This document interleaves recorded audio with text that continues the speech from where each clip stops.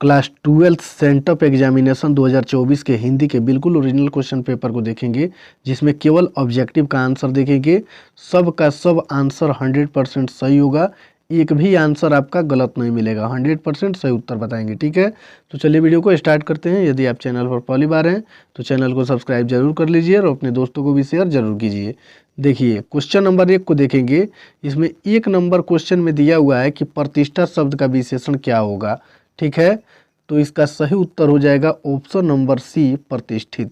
देखिए इसमें 100 प्रश्न आपको मिलेगा, जिनमें से केवल 85 का उत्तर देना है। ठीक है, और जितना हम आंसर बता रहे हैं 100% सही उत्तर है, एक भी प्रश्न का उत्तर गलत नहीं होगा। तो क्वेश्चन नंबर 1 जो दिया है, क्वेश्चन नंबर 1 में प्रतिष्ठा शब्द का विशेषण होगा, तो इसका सही उत्तर ऑप्शन नंबर सी, प्रतिष्ठित हो जाएगा। फिर 2 नंबर क्वेश्चन को देखेंगे। इसमें दिया हुआ है 2 नंबर क्वेश्चन में पुस्तक शब्द का विशेषण क्या होगा, तो इसका राइट आंसर हो जाएगा 2 का ऑप्शन नंबर ए, पुस्तकीय। ठीक है, फिर 3 नंबर क्वेश्चन को देखेंगे। 3 नंबर क्वेश्चन में दिया हुआ है नमक शब्द का विशेषण क्या होगा, तो इसका right answer option number B हो जाएगा, नमकीन। चलिए फिर आगे वाला क्वेश्चन हम लोग देखेंगे। 4 नंबर क्वेश्चन में दिया हुआ है सरोवर का संधि विच्छेद होगा, तो इसका राइट आंसर हो जाएगा 4 का ऑप्शन नंबर डी, सरह जोड़ वर। चलिए फिर आगे वाला क्वेश्चन हम लोग देखेंगे। 5 नंबर क्वेश्चन में दिया हुआ है कि निम्नलिखित में से कौन दीर्घ स्वर संधि है, तो इसका राइट आंसर हो जाएगा ऑप्शन नंबर डी। ठीक है, गिरिंद्र। चलिए फिर आगे वाला क्वेश्चन हम लोग देखेंगे 6 नंबर में। इसमें दिया हुआ है कि पंचम शब्द का संधि विच्छेद होगा, तो इसका राइट आंसर हो जाएगा 6 का ऑप्शन नंबर ए, पम जोड़ चम। ठीक है, चलिए फिर 7 नंबर क्वेश्चन को हम लोग देखेंगे। इसमें दिया हुआ है कि दुरात्मा शब्द का संधि विच्छेद है, तो 7 का सही उत्तर ऑप्शन नंबर डी हो जाएगा, दु प्लस आत्मा।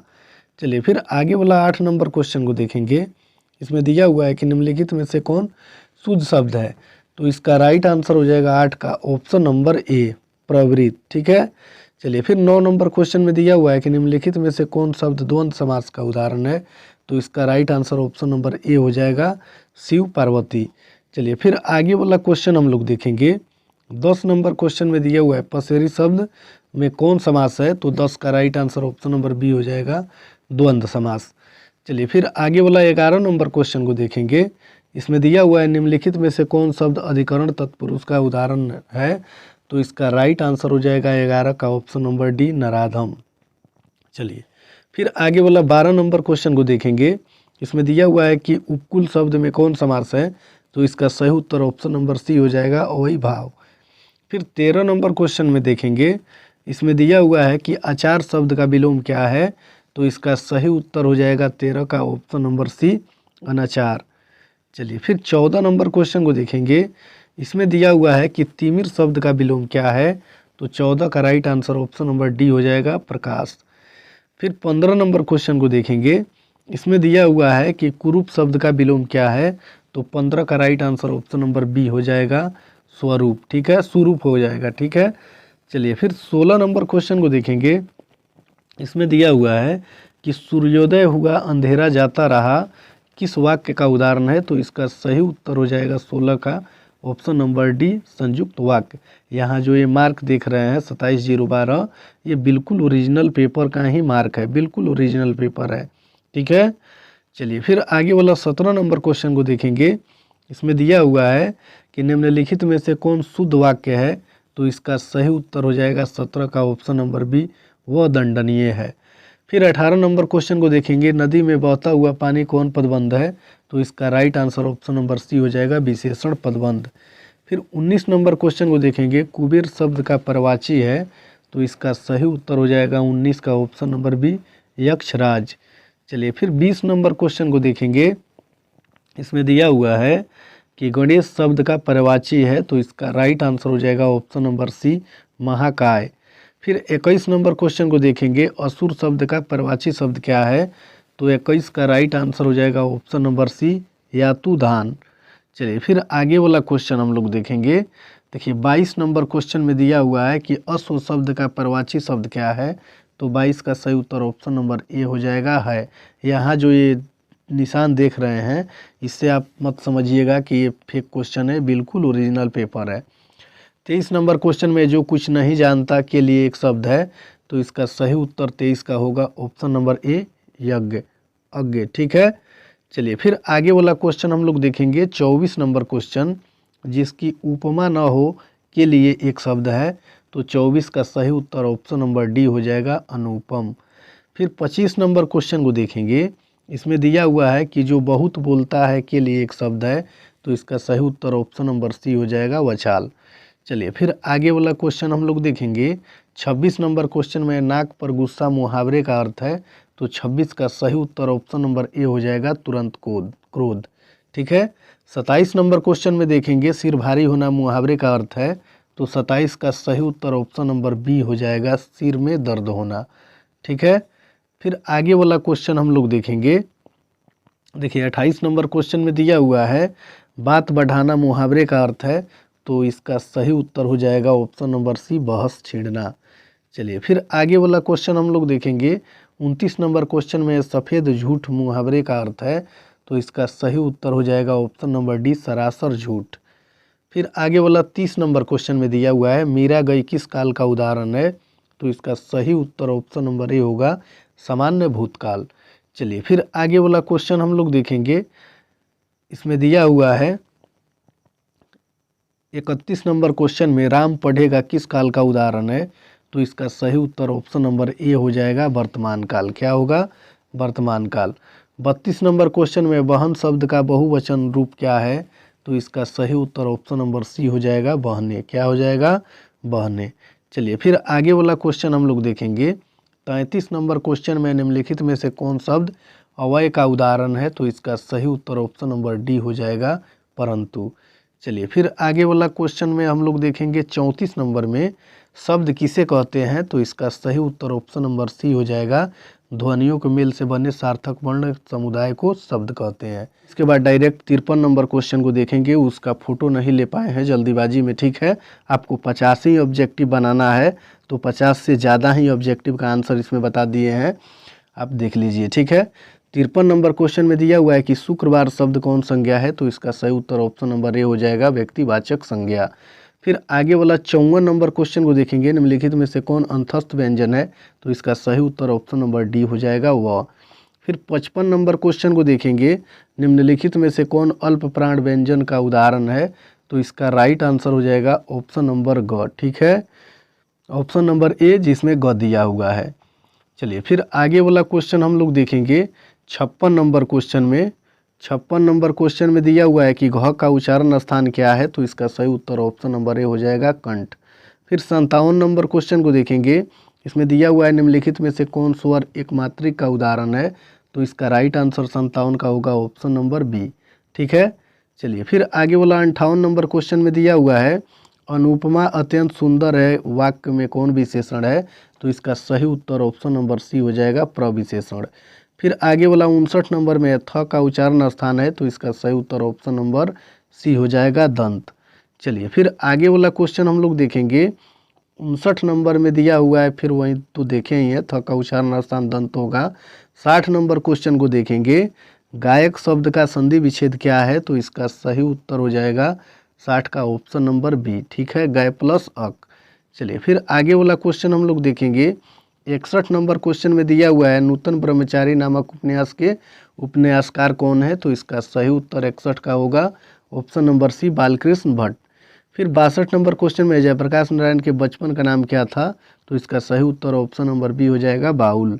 इनको देखेंगे बर्नार्ड शॉ ने नर को क्या माना है। तो इसका right answer option number B हो जाएगा। चलिए फिर आगे वाला क्वेश्चन हम लोग देखेंगे। 64 नंबर क्वेश्चन में मालती के पति का नाम क्या था। तो इसका राइट आंसर हो जाएगा ऑप्शन नंबर डी, महेश्वर। फिर 65 नंबर क्वेश्चन को देखेंगे। कुलबीर सिंह और कुलतार सिंह भगत सिंह के कौन थे। तो इसका सही उत्तर ऑप्शन नंबर सी हो जाएगा, भाई। चलिए फिर 66 को देखेंगे किस रचनाकार का कार्यक्षेत्र बिहार था। तो इसका आंसर आप लोग कमेंट बॉक्स में देख लीजिएगा, ठीक है। चलिए फिर आगे वाला क्वेश्चन हम लोग देखेंगे। 67 नंबर क्वेश्चन में किस कहानी का शीर्षक पॉले गैंग्रीन था। तो इसका राइट आंसर हो जाएगा 67 का ऑप्शन नंबर बी, ठीक है, रोज। चलिए फिर आगे वाला क्वेश्चन हम लोग देखेंगे। 68 नंबर में है कौन साहित्यकार नई कहानी आंदोलन के प्रमुख हस्ताक्षर थे। तो 68 का सही उत्तर ऑप्शन नंबर डी हो जाएगा, मोहन राकेश। चलिए फिर आगे वाला क्वेश्चन हम लोग देखेंगे। राम की शक्ति पूजा नामक कृति किनकी है। तो इसका राइट आंसर हो जाएगा 69 का option number A Suryakant Tripathi Nirala की। 70 नंबर क्वेश्चन में निम्नलिखित में से कौन साहित्यकार राजकमल प्रकाशन में साहित्यकार थे? तो इसका सही उत्तर 70 का ऑप्शन नंबर डी हो जाएगा नामवर सिंह। चलिए फिर आगे वाला क्वेश्चन हम लोग देखेंगे, निम्नलिखित में से किस रचनाकार ने मेघदूत नामक नाटक संस्था की स्थापना की? तो इसका राइट आंसर हो जाएगा ऑप्शन नंबर बी। ठीक है, चलिए फिर आगे वाला क्वेश्चन हम लोग देखेंगे। 72 नंबर क्वेश्चन में पूछा हुआ है, जूठन शीर्षक आत्मकथा के लेखक के भाइयों का नाम क्या था? तो 72 का सही उत्तर ऑप्शन नंबर बी हो जाएगा जसवीर और जनेसर। 73 नंबर क्वेश्चन में निम्नलिखित में से कौन रचना मलयज की नहीं है? तो 73 का सही उत्तर ऑप्शन नंबर बी हो जाएगा अबूतर कबूतर। चलिए फिर आगे वाला क्वेश्चन हम लोग देखेंगे। 74 नंबर में है, थानू किस कहानी का पात्र है? तो 74 का सही उत्तर ऑप्शन नंबर डी हो जाएगा तिरछी। चलिए फिर आगे वाला क्वेश्चन हम लोग देखेंगे। 75 नंबर में है, दत्तात्रेय के दुख किसकी रचना है? तो 75 का सही उत्तर ऑप्शन नंबर सी हो जाएगा उदय प्रकाश। चलिए फिर आगे वाला 76 नंबर क्वेश्चन को देखेंगे, जे कृष्णमूर्ति का जन्म किस राज्य में हुआ था? तो 76 का सही उत्तर ऑप्शन नंबर बी हो जाएगा आंध्र प्रदेश। क्वेश्चन को देखेंगे, मलिक मोहम्मद जैसी किस काव्य परंपरा के कवि थे? तो इसका सही उत्तर ऑप्शन नंबर बी हो जाएगा। चलिए फिर 78 नंबर क्वेश्चन में निम्नलिखित में से कौन कवि अष्टछाप में शामिल थे? तो इसका सही उत्तर 78 का हो जाएगा ऑप्शन नंबर बी। ठीक है, सूरदास।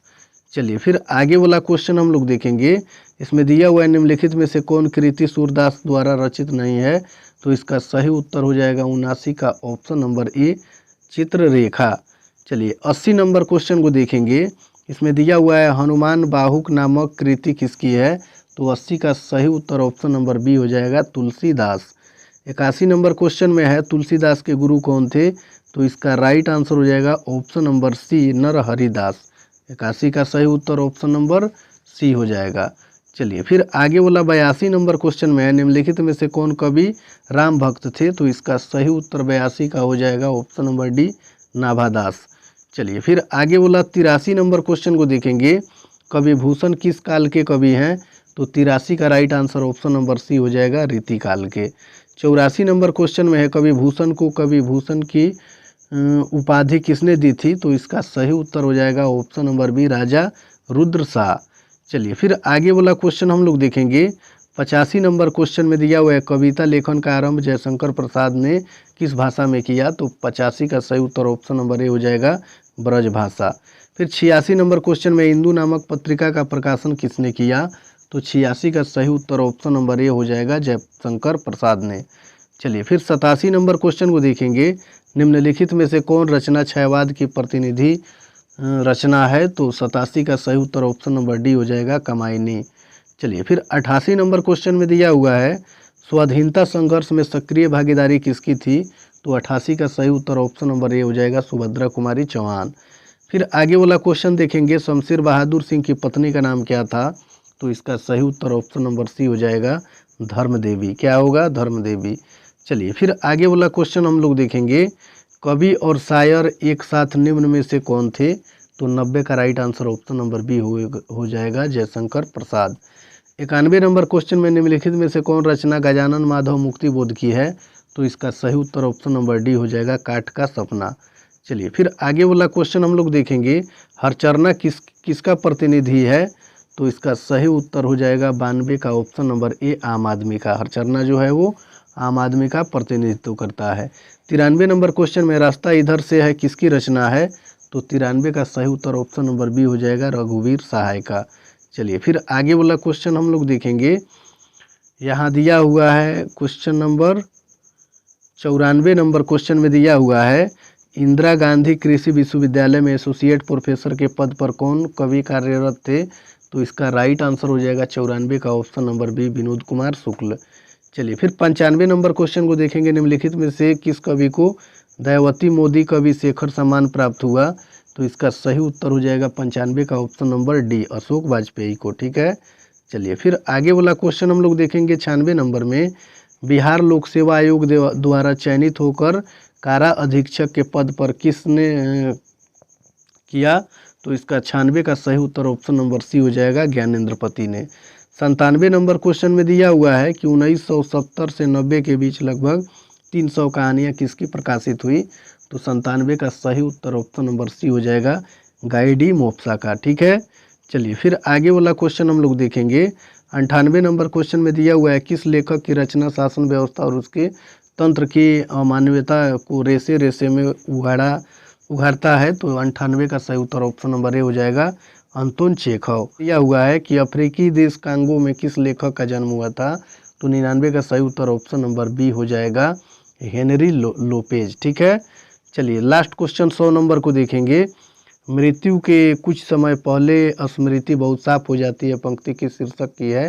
तो इसका सही उत्तर ऑप्शन नंबर डी हो जाएगा, उसने कहा था। और ये इसके बाद वाला वीडियो में मैं इसका सब्जेक्टिव डाल दूंगा। ठीक है, ये देख रहे हैं सब सब्जेक्टिव है, तो इसके बाद वाला वीडियो में मैं केवल सब्जेक्टिव का आंसर दे दूंगा।